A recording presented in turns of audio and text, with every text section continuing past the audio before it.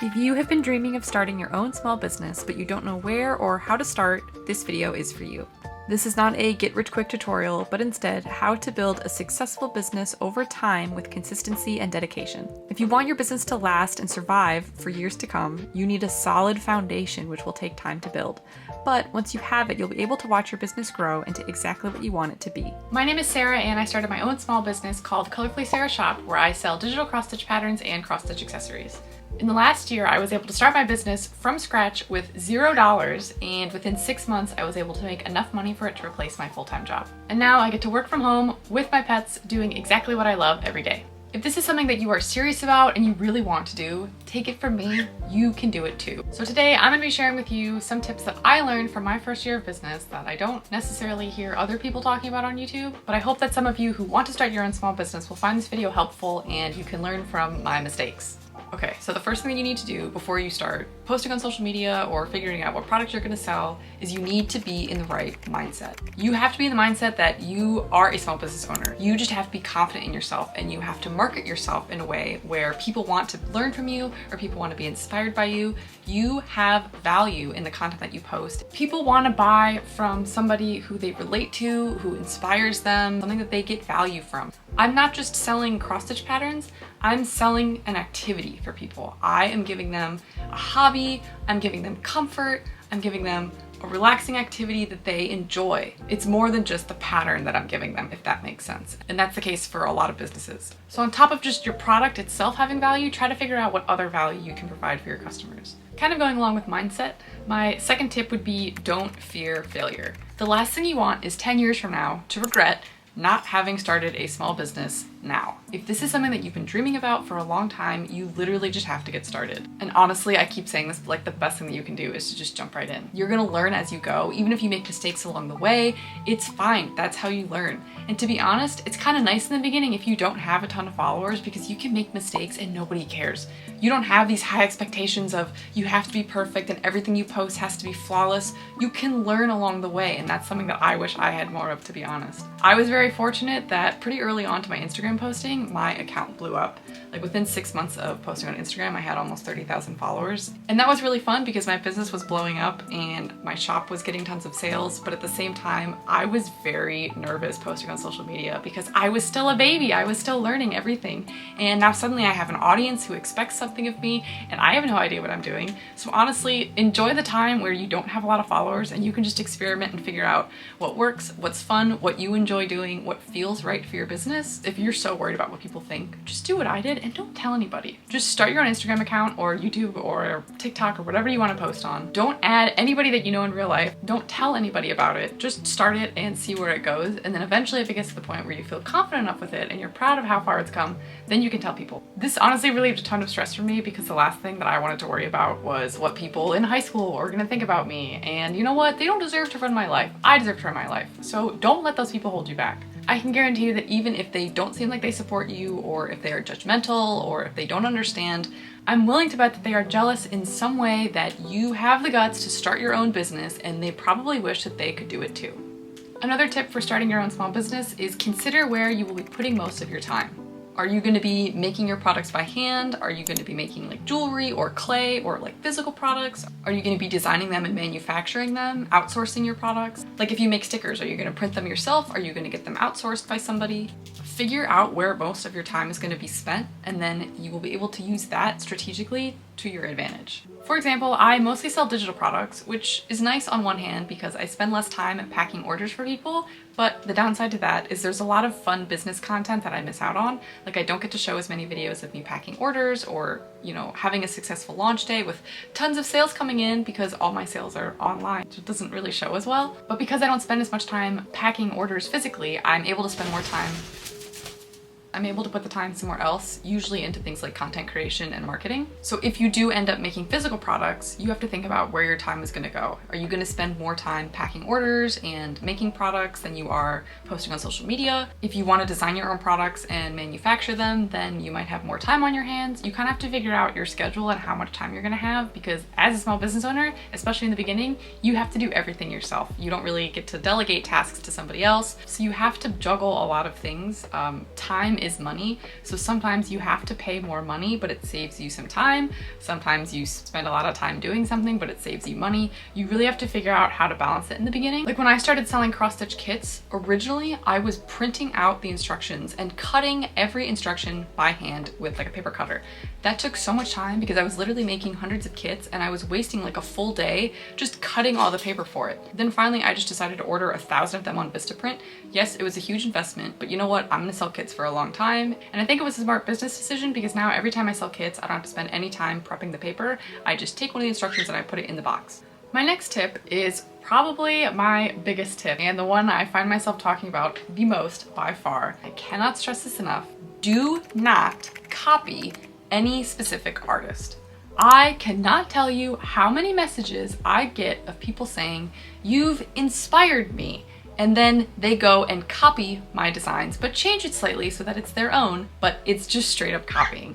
Let me tell you why this never works. First of all, you are gonna get called out, and you really don't want a business that's built on ripping off some other artist. You don't want to be known for that. You don't want your comment section to be filled with negativity of, hey, you're stealing from another artist. That's just not the vibes that you want for your business right off the bat, and it's just not gonna end well for you. The second reason this isn't gonna work is because it already worked for that person. Unless you have something new and different to offer, just copying somebody else, you don't provide any value that that person is not already providing. You have to think about what makes you different from that other person and what makes you unique. The third reason this doesn't work is because oftentimes people see another business that's successful and they want to copy it and they don't even have any experience or passion in the subject matter. Like I can't tell you how many people have been like, I want to start a cross-stitch shop, and they don't even know how to cross-stitch. Like how do you think you're going to make patterns and sell products if you don't even know how to do it? You're not going to be able to sell cross-stitch patterns if you don't know how to cross-stitch. You're not going to know what makes a good pattern. You're not going to be able to answer questions when people need help. It's just not a smart idea. So don't set yourself up for failure on day one. Just please come up with your own idea.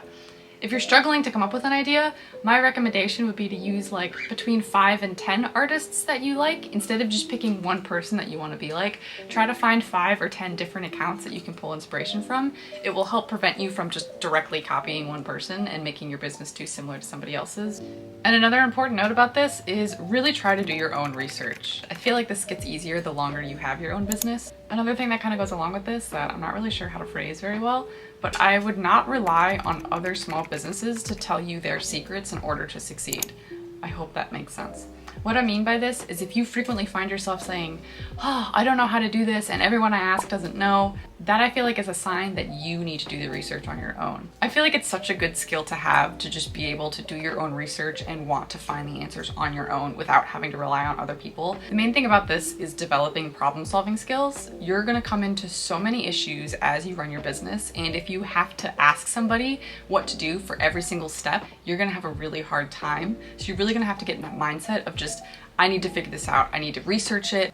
You might have to read instruction manuals. You might have to do some Googling. You might have to watch some YouTube videos. Most of the time the information is already out there. You just have to find it. Like if you have a question about something, if you're curious about something, I think it's always okay to ask. But if you are relying on somebody else to solve your problem, that's when I think it can become dangerous. It's so important to be independent and develop your own problem solving skills. It's honestly going to help you in so many areas of running your own business. Another tip that I have is to try to be as low investment as possible. It's very easy to get excited when you're starting a new business and want to invest in a bunch of new supplies like a cute label printer or a Cricut or an iPad, but I really recommend that you try to limit how many things you purchase in the beginning. So try to only buy things at first that you really, really need. Like if you're going to start a sticker shop and you really want to invest in a Cricut, then that's probably a good thing to buy. But you probably don't need to buy like shelves and organizers and things like that that aren't as essential for your business. Something that I personally did that helped a lot is I made a list of all the items that I wanted to buy for my business and I ranked them in priority order of what I absolutely needed in order to start my business and things that I could get away without using for a little while. Like for example, a thermal label printer. When I first started my business, I didn't have a thermal label printer. I just used my regular printer and printed on sticker paper that way and then just like cut the labels myself. But then eventually a company actually reached out to me and offered to send me a label printer, which is how I got my label printer. And that's another great way to expand your business is wait until you collaborate with companies or get sponsorships from someone, and then you'll be able to get more products that way. This next tip is something that I've personally been trying to work on a lot more this year, and it's diversifying your income streams. A lot of small businesses don't actually just rely on one source of income for their business. Like, for example, somebody who has an Etsy shop, it would be tough to just rely on your Etsy shop for income, because if there's a circumstance out of your control, like your Etsy shop gets shut down or banned or something like that, you are now out of income. There's nothing you can do and your business basically stops.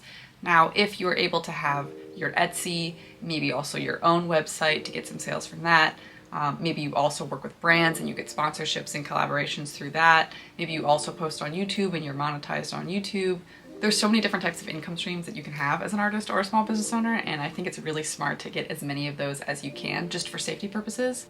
I'm currently filming this video in February of 2025, and we just lived through the short TikTok ban. I don't know if it's going to get banned again in the future, but as of now, the TikTok ban lasted for about 12 hours, and I think that was a good lesson for a lot of people, that if you are relying on one source of income like TikTok and all of your sales come from TikTok shop and TikTok goes away, you're really in trouble. So it's really, really smart to try to put your eggs not all in the same basket and just get as many income streams as you can. That also kind of goes along with diversifying your social media. It's probably a good idea to grow multiple platforms at once. It's easier if you focus on growing one at a time, like either making short form content or long form content. It's really hard to do both. But if you can focus on at least one, like shorts, you can repurpose those shorts for things like TikTok and Instagram Reels and YouTube Shorts. So short form content is a really great way to get started, in my opinion, because you can put it on a bunch of different platforms and grow all of those simultaneously. And this actually brings me to my last tip, which is make friends on your social media platforms that share the same small business as you. This is so important because you want to grow a community with your business and your brand. You want to gain supporters, followers, customers, everything. You just want people who support you and your brand and really like identify with you and want to see you grow and succeed. And there are plenty of other people out there who are doing the same thing that you are, so it's good to support them and they'll support you back. And then it's really nice because you can share each other's content, you have somebody to ask questions to, you can kind of have a buddy to go with along the way. I have a monthly newsletter that I send out, and in it I try to include other cross-stitch pattern designers because I do think it's genuinely very important to build this community. And honestly, it's something that a lot of my customers like because they want to know other cross-stitch artists, and it doesn't take away any sales from me. If anything, they actually really enjoy looking at the newsletter because I'm teaching them something, I'm giving them something valuable. I'm giving them a resource. Plus, having small business friends that you follow and are close with on your Instagram page will help make your Instagram more curated to you and your business. There's going to be a point where you are out of ideas of things to post, you have no motivation, you have no inspiration, and you're going to probably end up scrolling on Instagram Reels or TikTok, and you're going to be looking for inspiration of short form content that you can make on your own. It's so helpful if the people that you're following are part of your small business community, because then everything that you see on your feed will be curated towards your business. And it'll honestly be so much easier to find inspiration and ideas off of your page than if you were using this as a personal account. Like, I love bird videos, but I have to be so careful to scroll past the bird videos on my Instagram. Otherwise, my page just becomes bird videos. But honestly, making friends who are also small business owners along the way is half the fun of owning a small business. You want to grow a community, you want to make friends. My favorite thing is getting messages from people who are just like, hey, you inspire me and I love your work and you inspired me to create something and I want to make stuff just like you. And those interactions are just like so valuable, I cannot tell you. So those are all of my tips. So I really hope that you found this video helpful and motivating. If you want to start your own small business, I would just go for it. You're going to be so happy a year from now, 2 years from now, that you just got started and went for it.